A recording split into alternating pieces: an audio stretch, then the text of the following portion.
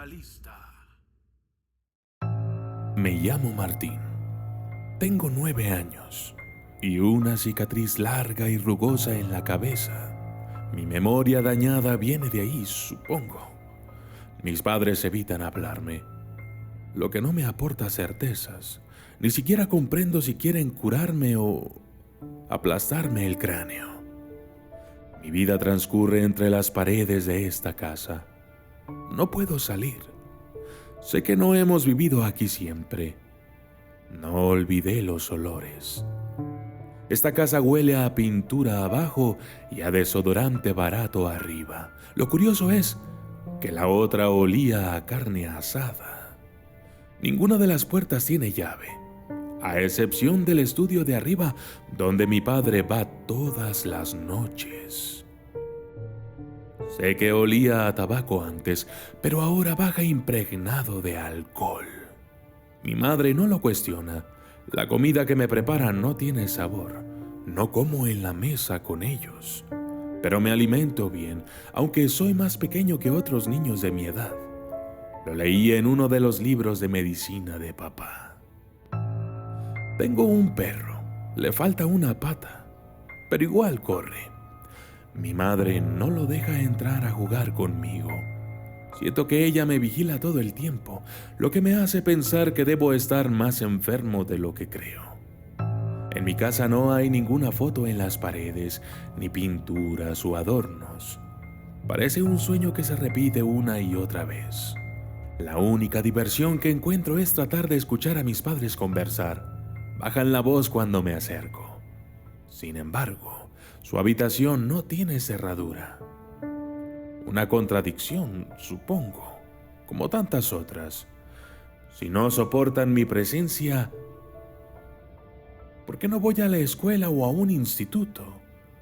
Solo estoy aquí cerca de ellos, leyendo y haciendo las tontas tareas para un colegio al que no asisto. Por cierto, soy listo. Solo me faltan piezas de información y un pasado. Todo apunta al estudio del piso superior. Nunca salgo. Conozco la planta inferior tan bien que es imposible que la llave esté escondida abajo. El ruido del picaporte al cerrar me atrapa. Mi padre se toma unos segundos y baja. Cada noche igual. Me levanto cuando duermen. Oriné algo la cama. Llegan los recuerdos de haberlo hecho antes y la memoria plena del olor fuerte de mi viejo colchón podrido por la humedad. Subo y encuentro rápido la llave oculta en la altura inalcanzable de la lámpara. Papá hizo un gran esfuerzo para esconderla, pero el bastón largo apoyado en la pared no podía tener otra utilidad que la de bajar y subir la llave hasta su escondite. Igual no alcanzo. Acomodo todo para intentarlo mañana. Al despertar veo la cara de mi madre horrorizada. Saca las sábanas mojadas y corre hacia papá. El desayuno se interrumpe. No puedo entender del todo su media lengua y los susurros, pero está claro que el tratamiento está fallando. Que no puedo seguir en la casa. Hablan de un hospital, pero mi padre se niega. Escucho algo sobre no exponer a los demás niños. Debe ser contagioso lo que tengo. Mamá revisa el cuarto. No encuentra nada, pero su actitud dispara otro recuerdo perdido de la vieja casa. La veo en mi memoria sacando un animal muerto. Estaba bajo mi anterior cama. El olor a carne asada me llena la nariz por completo. Tal vez ese animal me haya mordido y enfermé por su culpa. Mi padre baja del estudio, me mira fijo, me revisa con su mirada. Yo actúo igual, como si nada fuera a pasar. Esta noche abriré su guarida de los secretos. Paso por la cocina. Quedo fascinado contemplando el fuego que calienta la olla. Me hipnotiza. Mi madre me ve y comienza a llorar, dirigiéndome la palabra por primera vez desde que todo se borró. Que tu padre no te vea haciendo eso, dijo. No me salió la voz. No estoy acostumbrado a hablar. No pude responderle. Otra vez la cama mojada me despierta y facilita mis planes. Subo una silla por las escaleras, bastón, lámpara y listo. Ya tengo la llave. Me viene a la mente el recuerdo de un momento de placer. Yo cerrando una puerta. Alguien me llama para que la abra. Dice mi nombre. Martín, Martín, por favor. Es la voz de un niño que apenas sabe hablar. Sin un ruido logro abrir el misterioso estudio. Busco la llave de luz. Nunca había estado ahí. Conozco el olor, pero no es alcohol, es diferente. Las luces no solo iluminaron un cuarto plagado de fotos y una cama, también encendieron la memoria como si mi cerebro hubiera sido reparado por la primera fotografía de esa familia feliz, donde mi silueta había sido recortada con tijeras. Me invade un profundo malestar a medida que la memoria se completa. Primero, recuerdo la discusión de mi madre y mi padre. Ella no quiere que él me asesine. Le ruega. Sea lo que sea, es el hijo que me queda. No quiero perderlo también, imploraba ella tiempo atrás. En la foto hay otros 2 niños junto a mis padres y sí, Juan, el chiquito. Su nombre aparece. Juan. Juan está llorando en mi mente y no lo soporto. Las imágenes emergen igual que los nombres y mi hermano Horacio, 1 año mayor que yo, junta sus cosas en el patio. Me ve y se asusta. Las deja tiradas y se va corriendo al viejo garage. Tengo pasado al fin. Ahora sé todo sobre el perro. Ladraba demasiado, así es que fue el primero. Usé alfileres una vez y me gustó. Al otro día lo até al fondo y le corté la pata entera con un cuchillo. Papá lo salvó. Se armó un gran escándalo.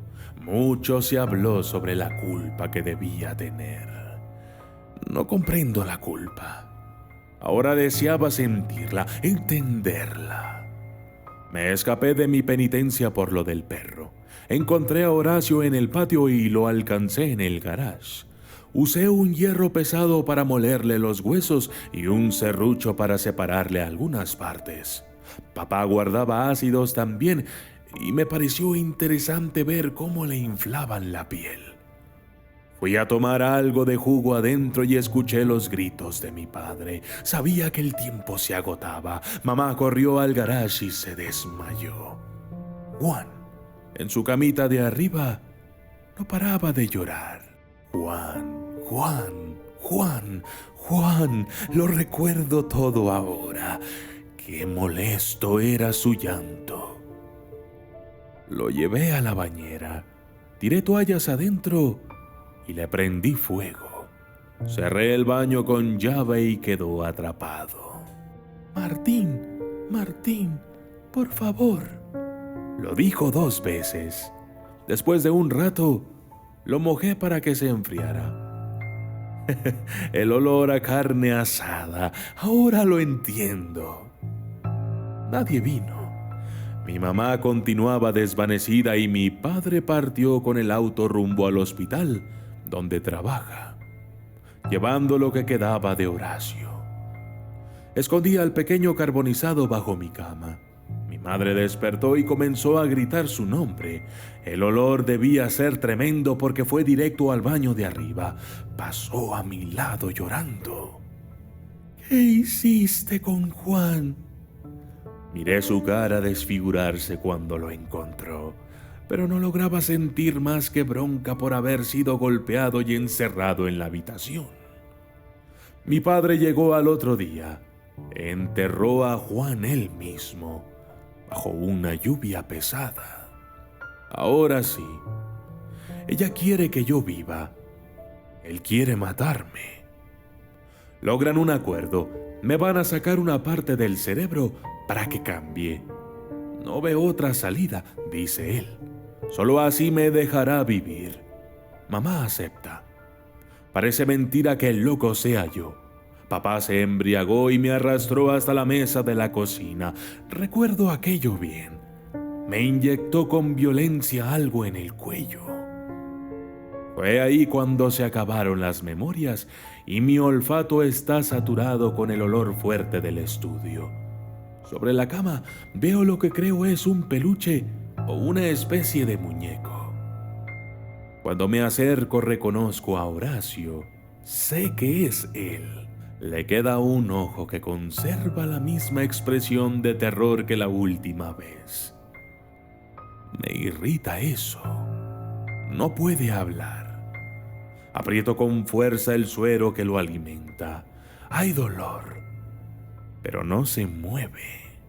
Encontré pocas cosas cortantes en el estudio. Me hice con algo de ropa y las llaves de la puerta. Les dejé el ojo celeste de mi hermano sobre la mesa y salí corriendo por el parque hacia la gran ciudad, cuyas luces veo a lo lejos. La fidelidad del perro es increíble. Me sigue contento con sus 3 patas. En un punto, mueve demasiado la cola. Y eso me llega a molestar.